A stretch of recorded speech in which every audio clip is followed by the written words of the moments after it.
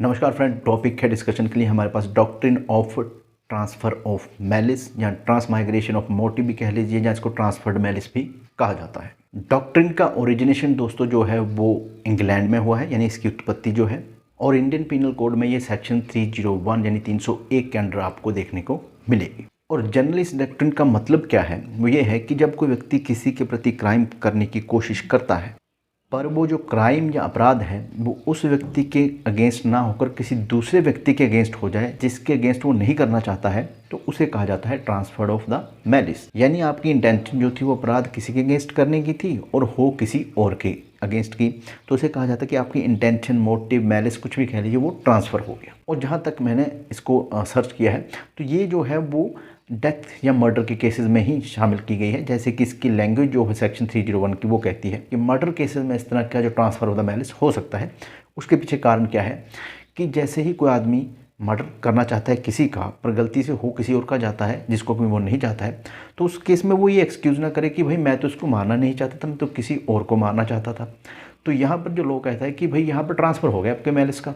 यानी कि आप जिसको मारना चाहते थे उसकी बजाय अगर कोई और मर रहा है तो सेम वही अपराध आपके द्वारा माना जाएगा कि भाई आपने मर्डर किया है, चाहे वो व्यक्ति जिसका मर्डर हुआ है उसको आप मारना नहीं चाहते थे। तो इस चीज़ को कवर करने के लिए, क्योंकि जो मर्डर है वो अपने आप में एक बहुत ही इंटेंस क्राइम है, तो कहीं कोई आदमी इसका डिफेंस ना ले सके कि भाई नहीं मैं तो नहीं मारना चाहता था इसे, ये गलती से मर गया, तो उस चीज़ को एलिमिनेट करने के लिए ये कहा गया है कि भाई ये ट्रांसफर्ड ऑफ द मैलिस होगा और वही पनिशमेंट मिलेगी उस आदमी को जो कि उसको मिलनी चाहिए अगर वो उस व्यक्ति को मार देता है जिसको कि वो मारना चाहता था। तो यहाँ पर एक एग्जांपल देता हूँ। जैसे कि मान लीजिए मैं एक ए नाम के व्यक्ति को शूट करना चाहता हूँ। मैंने अपनी बंदूक का एम उसकी तरफ किया और ट्रिगर दबा दिया, बट इन बिटवीन क्या होता है कि एक व्यक्ति उसके सामने से गुजर जाता है और गोली उसको लग जाती है। अब जो कानून है वो कहता है कि जी आपका जो मैलिस, मोटिव, इंटेंशन कुछ भी कह लीजिए वो ट्रांसफ़र हो गया उस व्यक्ति की तरफ जो कि बीच में आ गया। अब आपके द्वारा ये एक्ट वही माना जाएगा जो कि आप ए के खिलाफ करना चाहते थे, यानी कि ए को मारना चाहते थे पर मर गया कोई और वही जो आपकी इंटेंशन, मैलिस या आप कुछ भी कह लीजिए वो ट्रांसफ़र हो गया अब उस व्यक्ति की तरफ जिसका कि आपने मर्डर किया है। इस डॉक्ट्रिन की दोस्तों दो क्वालिफिकेशन है, जिसमें से कि पहली ये है कि जो ऑफेंस है जिसके लिए आप transfer of the malice claim कर रहे हैं वो सेम होना चाहिए। यानी कि अगर मैं किसी ए पर्सन का मर्डर करने जा रहा हूँ और जो गोली है बी को लग जाती है, बी जो है मरता नहीं है पर उसे गोली छू के निकल जाती है, तो that is a grievous hurt. तो ये नहीं होना चाहिए, यानी कि ऑफेंस सेम होना चाहिए। अगर बी जो कि गलती से बीच में आ गया उसकी डेथ हो जाती है तभी ट्रांसफ़र ऑफ मैलिस जो है वहाँ पर वैलिड होगा। इसका एक तो कारण ये है कि जो सेक्शन 301 है वो अपने आप में ही ये कहती है कि ये डेथ के लिए है, ये मर्डर के लिए है सिर्फ, तो दूसरा हो नहीं सकता। दूसरा एक कारण ये भी है कि अगर आप मेंजरिया एक चीज़ में क्लेम कर रहे हैं कि भाई ये आदमी जो था ये मारने जा रहा था, यानी कि मर्डर करने जा रहा था, पर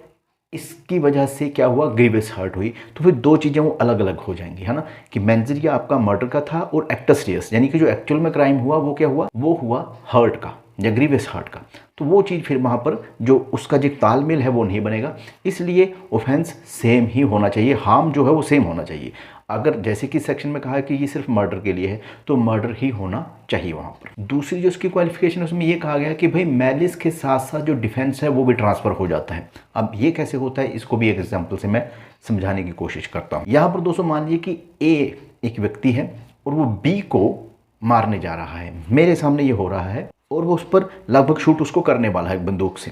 मेरे पास भी बंदूक है, मैं क्या करता हूँ ए की तरफ एम लेके फायर कर देता हूँ, पर गलती से वो गोली लग जाती है बी को। अब यहाँ पर मेरी इंटेंशन देखिए, या मेरा मैलिस या कुछ भी कह लीजिए आप, कि मैं एक प्राइवेट डिफेंस जो होता है उसको अप्लाई करने की कोशिश कर रहा हूँ, जो कि आपको section 100 of the Indian penal code में दिया गया है। तो मेरी इंटेंशन वहाँ पर ठीक है। अब मैं क्या कर रहा हूँ, डिफेंस या प्राइवेट डिफेंस को यूज़ कर रहा हूँ, बी को बचाने की कोशिश कर रहा हूँ, पर गलती से गोली बी को ही लग जाती है। अब यहाँ पर वो कह रहा है कि जो ट्रांसफ़र ऑफ द मैलिस है उसमें डिफेंस भी आ जाता है, तो यहाँ पर मुझे पनिशमेंट नहीं होगी, या मेरा जो ट्रांसफ़र ऑफ द मैलिस क्या होगा, प्राइवेट डिफेंस, कि भाई मैं तो उसे रोकने जा रहा था, गलती से गोली किसको लगी, बी को लगी। हाँ, इसमें बाकी फैक्ट और सर्कमस्टांसेस भी देखे जाएंगे, बट अगर मैं अपनी जगह ठीक हूँ तो फिर मुझे पनिशमेंट नहीं हो सकती, क्योंकि जो सेक्शन 100 है इंडियन पीनल कोड की उसके अंडर मुझे ये राइट दिया गया है। तो यहाँ transfer of the malice defence में कन्वर्ट हो गया है। हाँ, इसमें एक बात ज़रूर है कि जब मैं इस तरह का कोई एक्शन करता हूँ, है ना, किसी की जान बचाने के लिए, तो मैं गुड फेथ में करूँ, by keeping all circumstances and जो भी सिचुएशन होती है वहाँ उसको ध्यान में रखते हूँ। नेग्लिजेंटली ना करूँ, रेकलेसली ना करूँ, है ना, या एक्सेसिव ना हो जाऊँ उसमें, तो वो चीज़ें जो हैं वो कोर्ट देखेगा। पर यहाँ पर जो मेन बात आपको समझाने की बात ये थी कि भाई आपका ट्रांसफ़र ऑफ द डिफेंस भी हो सकता है अगर बाकी जो फैक्ट सर्कमस्टांसेस हैं वो सेटल डाउन हो जाते हैं तो ये है दोस्तों doctrine of transfer of malice.